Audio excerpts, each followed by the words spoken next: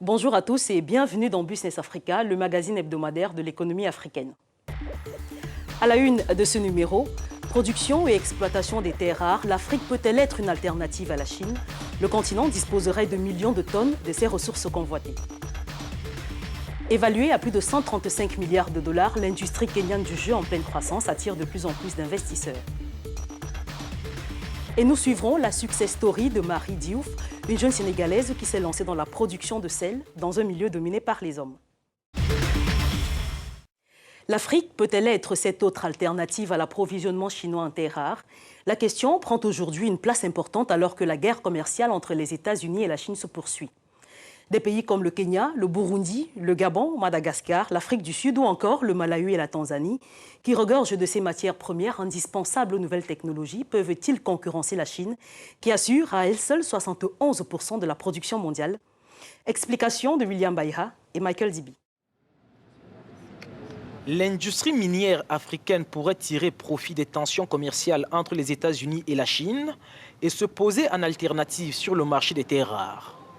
Les terres rares sont un groupe de 17 éléments minéraux aux propriétés optiques et magnétiques indispensables à la haute technologie, de la voiture électrique aux panneaux photovoltaïques en passant par les éoliennes. La Chine possède 47% des réserves mondiales de ces terres et en est le premier producteur, un facteur de risque pour les pays développés qui en ont grand besoin pour le développement de leur industrie de pointe.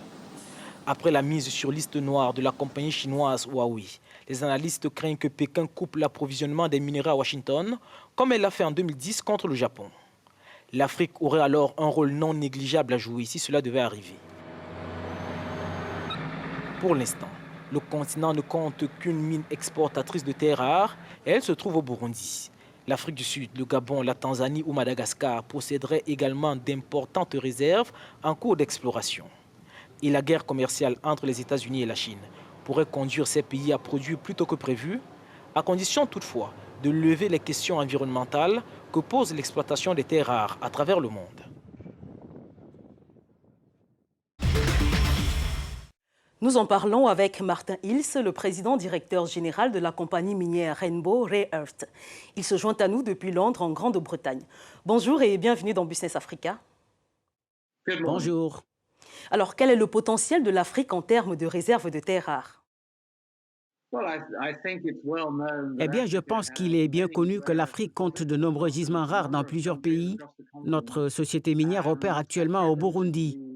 L'exploitation minière Rainbow est la seule mine en production de terres rares d'Afrique, mais le potentiel d'exploitation minière a toujours été énorme, mais ces projets ont besoin de fonds pour se développer.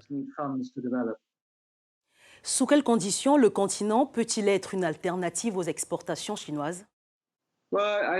Eh bien, je pense que c'est une question clé de financement. Il existe un certain nombre d'entreprises en développement ayant des projets dans des pays comme la Tanzanie, le Malawi, l'Afrique du Sud et la Namibie.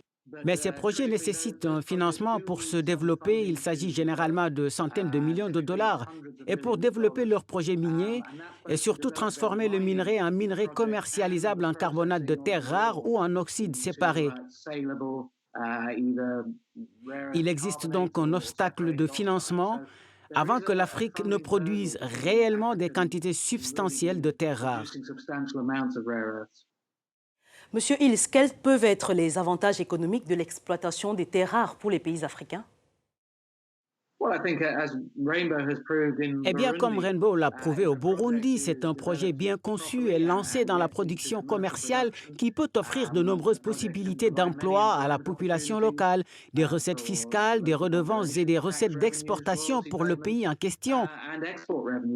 Et nous sommes heureux que Rainbow contribue déjà à tout ça au Burundi. La dernière question que je vous pose est celle de savoir comment éviter les problèmes écologiques graves liés à l'exploitation des terres rares. Eh bien, c'est une bonne question. Je pense qu'il est bien connu que certaines des productions chinoises ont commis des atteintes à l'environnement. Je pense que les gouvernements à travers l'Afrique doivent s'assurer que les opérateurs respectent les normes sécuritaires et environnementales les plus strictes. Je suis heureux de dire que Rainbow au Burundi est l'une des mines les plus vertes. En Afrique, nous n'avons pas d'explosifs, de produits chimiques et de réactifs dans notre traitement, donc très peu d'impact environnemental sur le pays. Merci à vous, Martin Hills, d'avoir répondu aux questions de Business Africa. Je rappelle que vous êtes le président directeur général de la compagnie minière Rainbow Rare Earth. Bien, au revoir. L'industrie du jeu en pleine croissance au Kenya est aujourd'hui devenue l'une des plus grosses opportunités en matière d'emploi. Les détails, c'est juste après la pause.